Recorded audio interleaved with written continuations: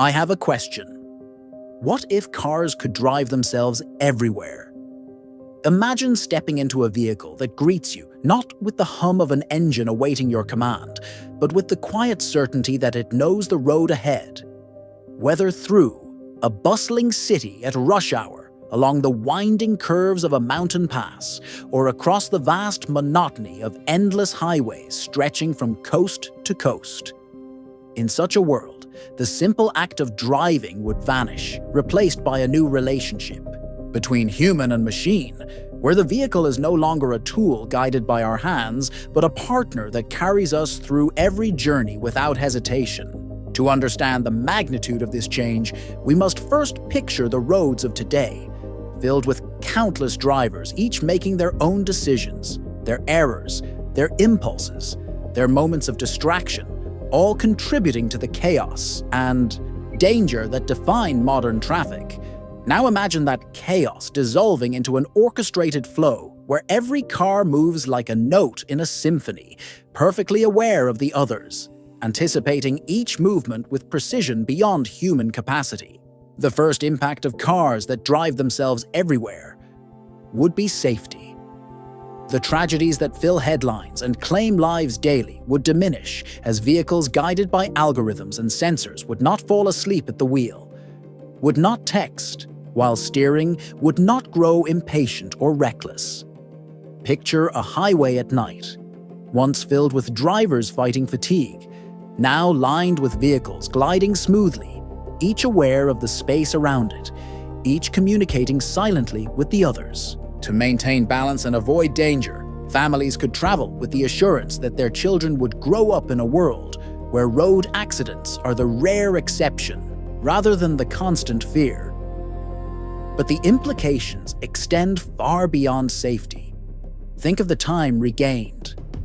Hours, once spent gripping the wheel in frustration, inching forward in traffic, would become hours to read, to work, to sleep, or simply to reflect while being carried effortlessly toward a destination. Commutes that drain energy today would transform into extensions of life, no longer wasted, but enriched. The very meaning of travel would change as journeys become opportunities for productivity, creativity, or rest rather than tests of endurance. Cities themselves would reshape in response. Parking lots that sprawl across valuable land could shrink as autonomous cars drop passengers and move on to serve others, always in motion, never idle.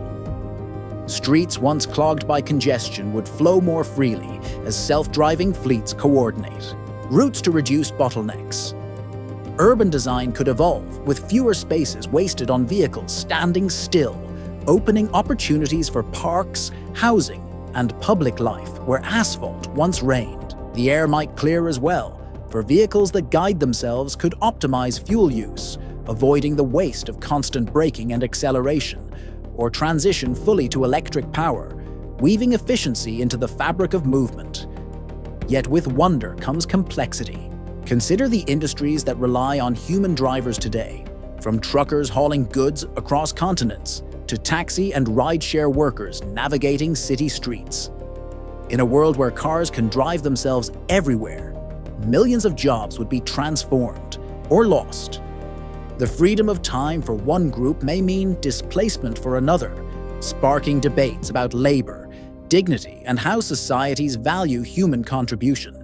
Economies would shift as the costs of transportation change, and questions would rise about who controls these fleets, who profits from their operation, and who bears responsibility when something goes wrong.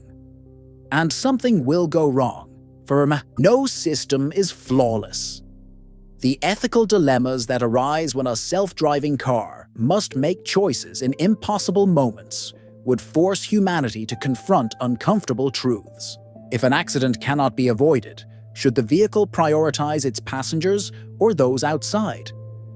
Who decides the programming of morality, and how do we agree on values in a diverse and divided world? These questions do not belong only to engineers, but to all of us, for they reveal what we believe about life, responsibility, and justice. Beyond ethics lies the question of trust. To surrender the wheel completely, is to place our faith in machines, in networks, in invisible lines of code. At first, many would resist, clutching to the familiarity of control even as evidence mounts of greater safety. The transition would not be smooth, for some will long for the sensation of driving, the freedom of speed at their fingertips, the thrill of mastering the road. A culture that has long celebrated the car as a symbol of independence would need to redefine what freedom means when the machine itself is in command. Yet there would also be liberation. Think of the elderly who lose their licenses and with them their independence, or the disabled who rely on others for transportation. In a world of self-driving cars, mobility would be universal. Independence restored and dignity renewed. Rural communities, often isolated by lack of services, could connect more easily to cities as fleets of vehicles carry people to care, to work, to opportunity. Children could be transported safely without relying on overburdened parents, creating possibilities for education and experience unbound by geography. On a global scale, transportation networks would evolve into something seamless. Goods could move across continents without pause, carried by vehicles that do not tire, do not rest, and do not require wages. Travel between cities could become as effortless as stepping into a pod and emerging hours later across a border, no longer drained by the act of driving. Entire economies could grow more interconnected as the friction of distance diminishes.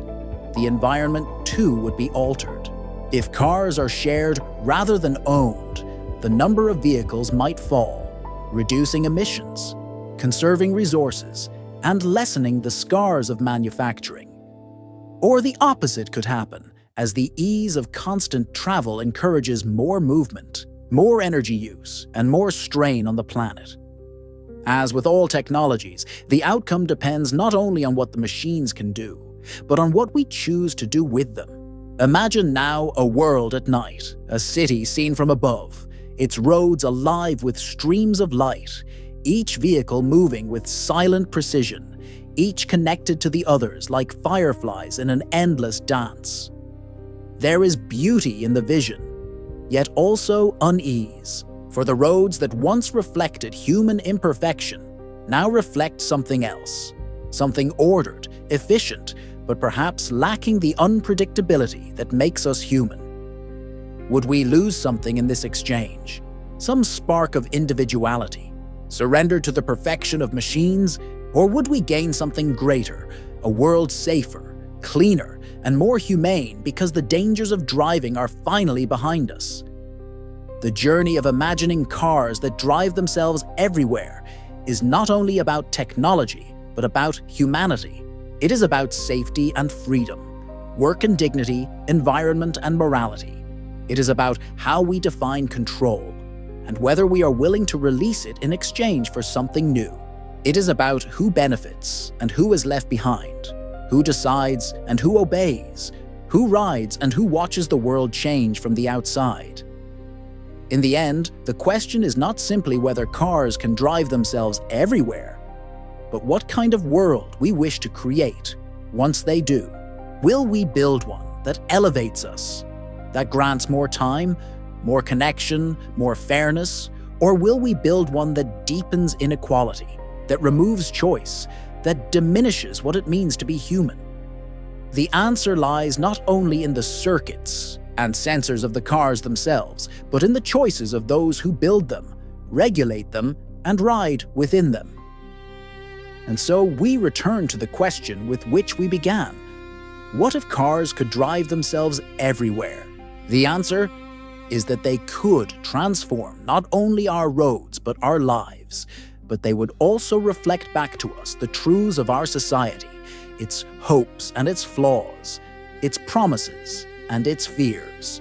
And as we imagine the glow of vehicles moving in endless harmony across the globe, we must ask ourselves not only how they will drive, but where we will allow them to take us, and whether the destination will be one of progress or one of loss, one of liberation or one of control, one of human flourishing or of human surrender. In the quiet reflection of this possibility, we recognize that the technology itself is only a mirror, amplifying both our strengths and our weaknesses, showing us the paths we might take but never choosing for us. If cars could drive themselves everywhere, the roads would become more than asphalt and paint. They would become living arteries of society, carrying not only people and goods, but also the values we decide to encode within them. The real question is not whether machines can master the journey, for they already move closer to that reality each year, but whether humanity can master the responsibility that comes with surrendering control. And as we picture a world illuminated by streams of autonomous light stretching from one horizon to another, we are left with the thought that every road leads not only to a destination in space, but to a decision about who we are and who we wish to become.